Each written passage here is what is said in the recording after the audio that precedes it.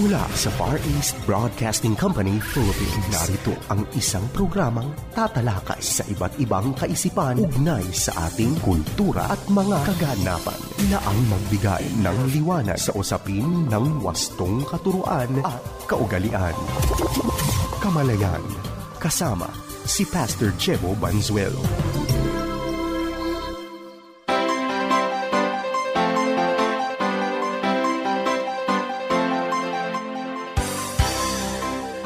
Isang mapagpala at mabiyayang araw mga kapatid. Ito po ang inyong lingkod, Pastor Jebo Banzuelo, at kayo po ay nakikinig sa programang Kamalayan.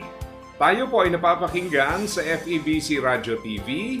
Napapanood po tayo sa Facebook Live at YouTube channel ng 702 DZAS FEBC Radio TV. Gayon din sa Channel 185 sa GCTV. Tuwing linggo, alas 7 hanggang alas 7:30 ng umaga.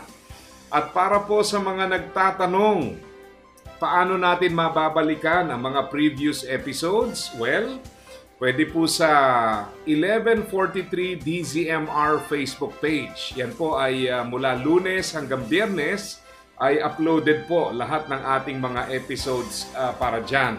Tayo po ay magpapatuloy ngayon sa ating pag-aaral at atin pong nasimulan ang pagtatalakay, mahalagang pagtatalakay tungkol sa ating pagpapatuloy sa pananampalataya sa pamamagitan po ng pag-unawa ng mga lessons o aral na ating matututunan mula naman sa aklat ng Hebreyo. Ano po? Nakakatuwa hong isipin na pag inaaral natin ang banal na kasulatan, ang bawat aklat, lahat po ay tumuturo, no? They all point to Jesus Christ. Pero ang bawat isa sa kanila ay may kani-kanyang naiibang hamon na ibinibigay. For example, ito pong aklat ng Hebreyo ay merong hamon sa atin na tayo po ay magpatuloy. Let us endure. Kaya nga po kung ating titingnan sa Hebrews chapter 12, verse 1 and verse 2, ito po ang sinasabi ng talata. Therefore, since we are surrounded by such a huge crowd of witnesses to the life of faith, let us strip off every weight that slows us down, especially the sin that so easily trips us up. And let us run with endurance the race that God has set before us. We do this by keeping our eyes on Jesus, the champion who initiates and perfects our faith. Because of the joy awaiting him, he endured the cross, disregarding its shame. Now he is seated in the place of honor beside God's throne. So, napakaganda po ng reminder sa atin.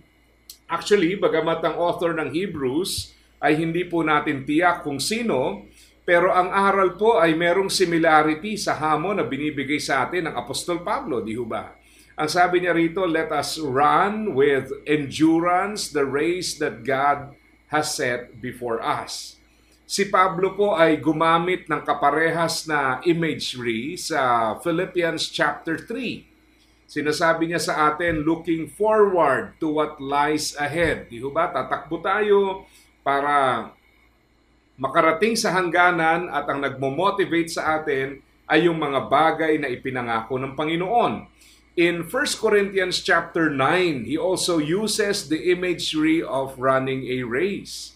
Alam nyo, napakahalaga ho nito kasi itong ganitong mga paglalarawan ay nagbibigay paliwanag sa atin kung paano natin titingnan, uunawain, ano nga ba ang Christian life? Paano ba natin haharapin ang buhay Kristiyano? At napakaganda ho kasi sa pamamagitan ng imagery na ito ay medyo masusukat natin kung okay ba tayo sa buhay espiritual. Nabanggit ko na po ng ilang beses. Ako ho ay dati sumasali sa mga ganyan. Fun run. And there was a time, sumali po ako sa duathlon. Ang duathlon po ay run and bike. No? So bibisikleta, tatakbo pa. No? So yan po yan. Bike and run. So anyway, kaya ako po nagbahagi yan. Dahil hindi ka pwedeng sasali, especially sa mga mahahabang takbuhin, nang walang preparasyon. No? Naalala ko tuloy ang ating Senator Manny Pacquiao.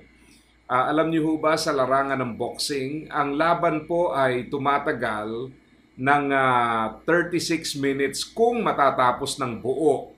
Kasi po binubuo yan ng 12 rounds at bawat isang round ay 3 minutes.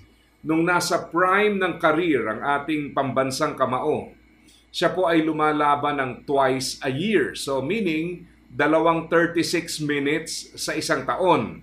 So it's only a total of about 1 hour and 12 minutes. Na-imagine yon, isang oras, 12 minuto ang laban. 2 laban po yan. Kung matatapos ng buo, tatagal lamang ng 1 hour and 12 minutes, meaning 36 minutes per fight. Ganun lang po yon. Pero bagamat yan po ang haba ng laban, at kung iisipin mo parang boksingero ka, no? Pero ang itinatagal mo sa ring sa isang laban is 36 minutes. Parang kung iisipin, maiksi lang, ano? Pero syempre, kung nasa ring ka, mahabang mahaba yan. Pero kaya ko po nasasabi yan dahil minsan ang akala ng iba, sandali lang naman pumasok sa ring pero ang laki ng kita. Well, totoo naman yon.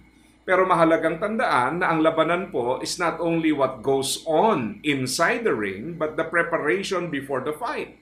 At hindi lamang yung months of preparation before the fight.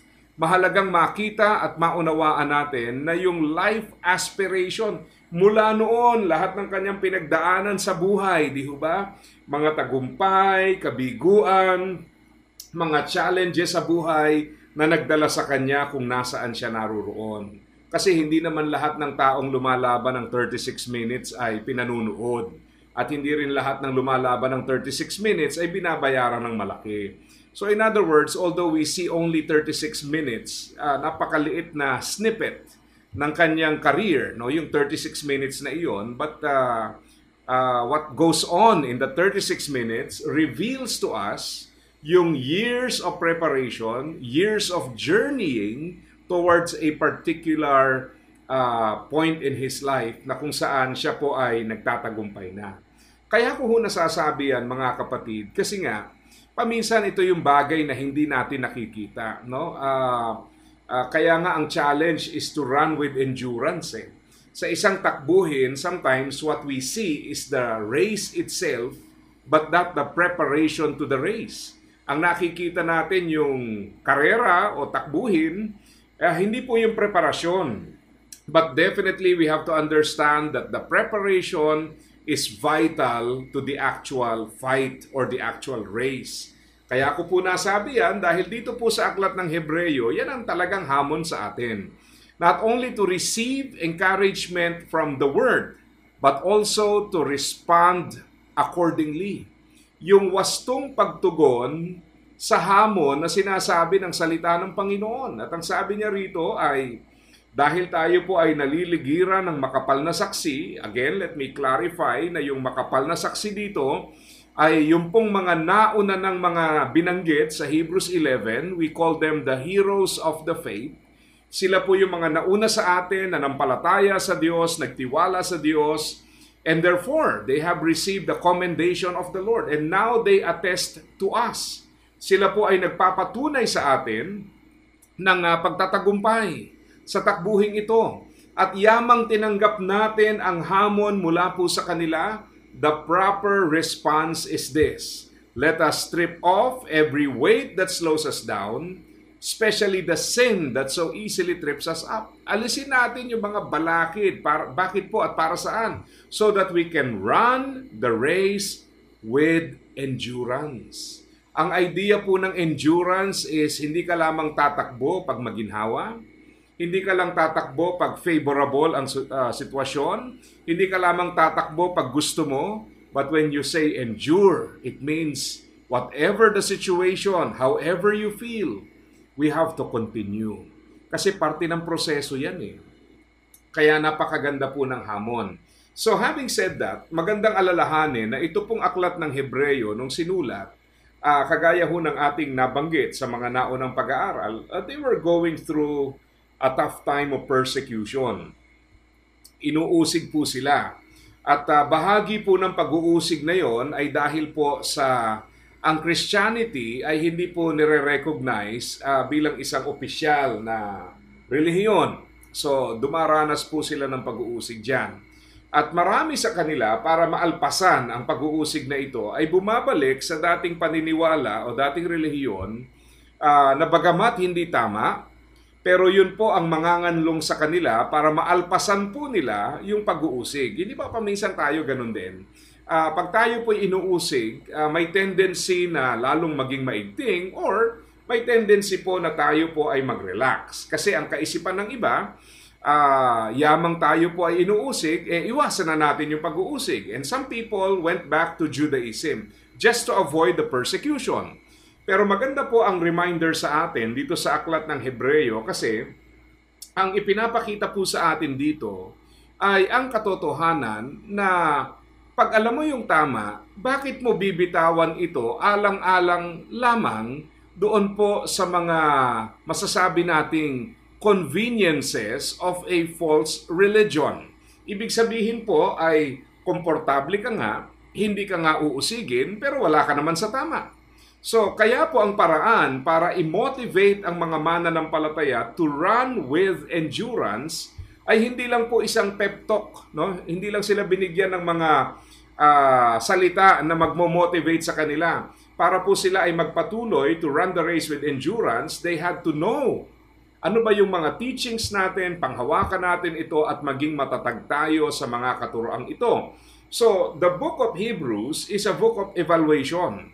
As mentioned in our previous studies, ito po ay tumatalakay tungkol po sa comparison between Jesus and all the other teachings na pinanghahawakan ng mga tao na tumatalikod sa Panginoon for the sake of convenience noong mga panahong iyon. At ginamit po dito 13 times yung word na better, na pinapakita po yung superiority ng ating Panginoong Jesus at sinasabi sa atin na yung superior doctrine demands a superior response, which is basically superior living. Ang tamang katuruan po ay dapat nagre-resulta sa tamang pamumuhay. Yan po ang napakalaking hamon. So it's a book of evaluation. Pinapakita sa atin yung dapat nating panghawakan, dapat nating paniwalaan, at dapat nating panindigan. Pangalawa, it's also a book of exhortation. And if you remember sa ating previous lessons, natutunan po natin na yung encouragement, number one, it comes from God Himself. Ang isang napaka-focal dito po sa pag-aaral, yung focal point is the incarnation of Christ, pagkakatawang tao ni Kristo. Na dahil si Jesus ay nagkatawang tao, siya po ay ating mapanghahawakan, maaasahan, mapagkakatiwalaan. So ang sinasabi sa atin ng author ng Hebrews ay kailangan nating matagpuan ang encouragement sa katotohanan na dahil si Jesus ay nagkatawang tao, siya po ay maaasahan sapagkat nauunawaan niya ang ating pinagdadaanan. Nung siya po ay namatay, muli siyang nabuhay. Ibig sabihin po ay katanggap-tanggap yung kanyang alay. Nung siya po ay namatay para sa ating kasalanan, nakapag-alay siya ng isang sacrifice na katanggap-tanggap. It was given to us once and for all time. Yan po ang assurance, yan po ang katiyakan, yan po ang pag-asang meron tayo. So, ini-encourage tayo sa pamamagitan nito. Si Jesus nagkatawang tao para sa atin. So, hindi lamang siya tungkol sa mga doktrina ng isang taong nabuhay at namatay nung nakaraan, kundi sa isang buhay at dakilang Diyos na nananatiling buhay sa ating panahon. Pag-asa na mapanghahawakan, katotohanan na pwedeng sandigan, isang Diyos na may pag-ibig para sa atin. Yan po ang katotohanan niya. Napakagandang bagay. Ano po? At yung encouragement na yan, yung exhortation na yan, binigay din sa atin sa pamamagitan po ng kapwa mananampalataya. Alam nyo, pag tayo dumaranas ng mga pagsubok, pag-uusig, it's always important to find encouragement in fellow believers and to make sure that as a believer, we become a blessing to other believers as well. Napakahalaga niyan eh.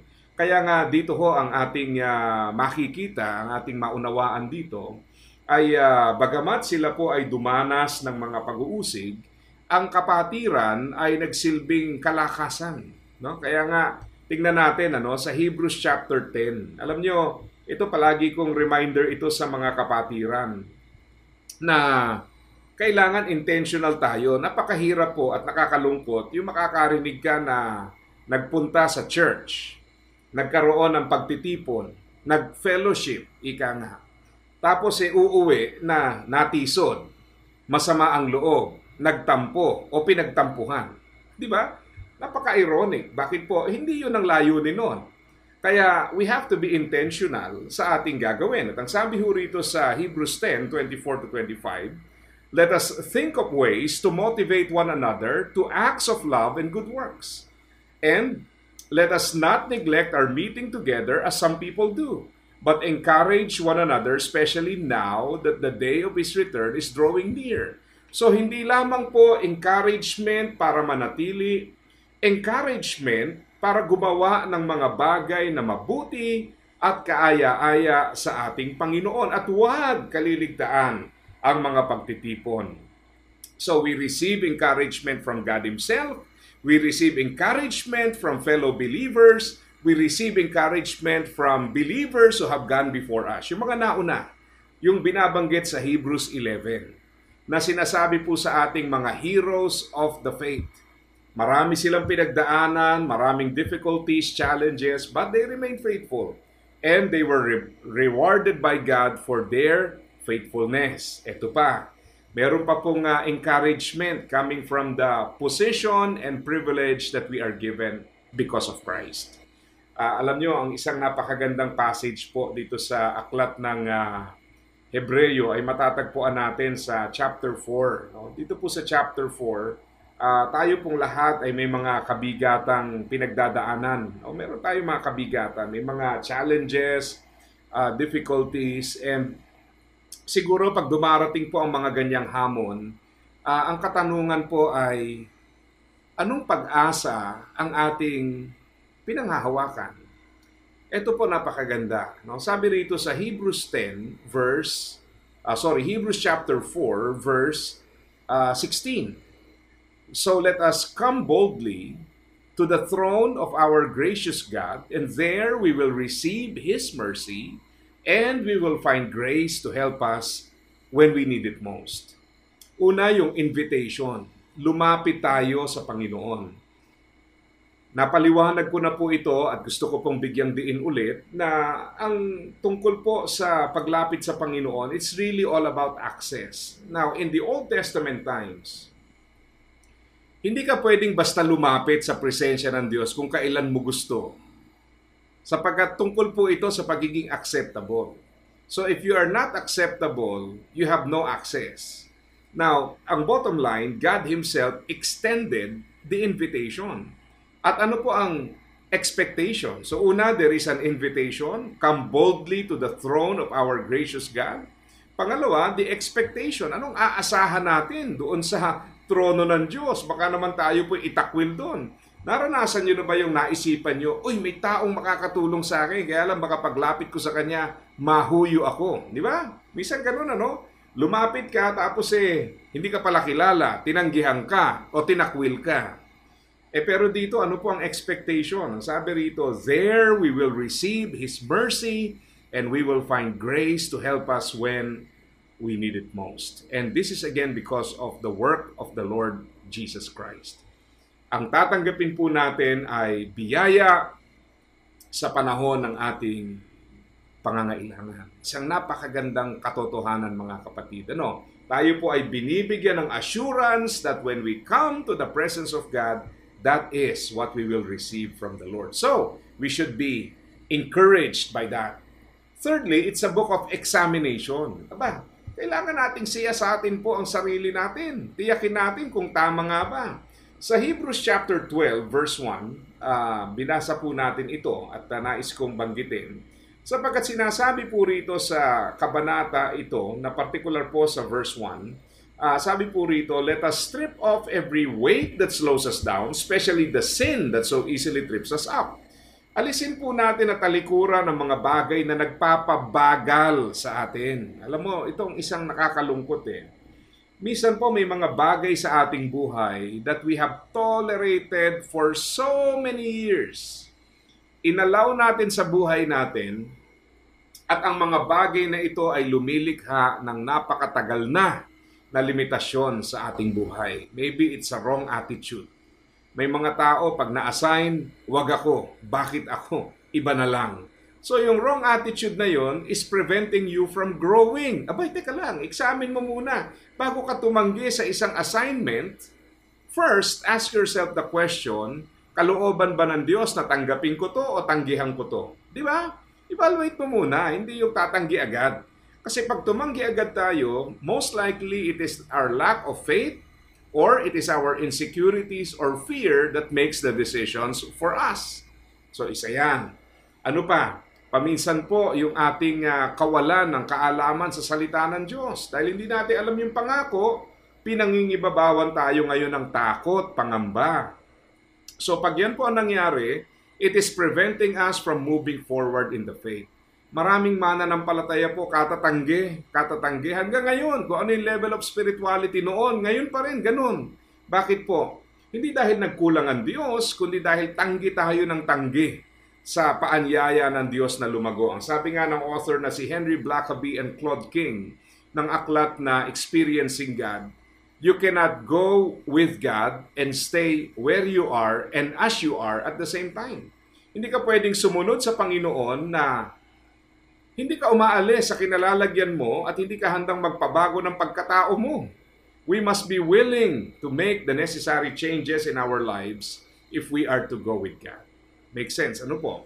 So, isang malaking challenge yan. And let us remove the sin that so easily trips us up. No? Humahad lang po sa ating buhay. So, examine ourselves. Kung nasa takbuhin tayo, ano yung mga bagay na dapat ko nang alisin, talikuran at tanggalin para makatakbo ako ng may kaayusan sa buhay espiritual. Next, it is a book of expectation. Meron din namang pinatatanaw sa ating pag-asa. No, pinapakita sa atin, manatili kayong tapat dahil nandyan po ang hangganan, nandyan ang dulo ng lahat ng iyan. So binubuksan ng ating mata sa reality na bagamat sa kasalukuyan, may mga hamon, may mga difficulties, may mga challenges, but let us continue in running the race sapagkat meron pong katapusan ang lahat ng ito. Sabi nga ni Pablo look forward to what lies ahead and let that motivate you in running the race. Tama naman at napakatotoo.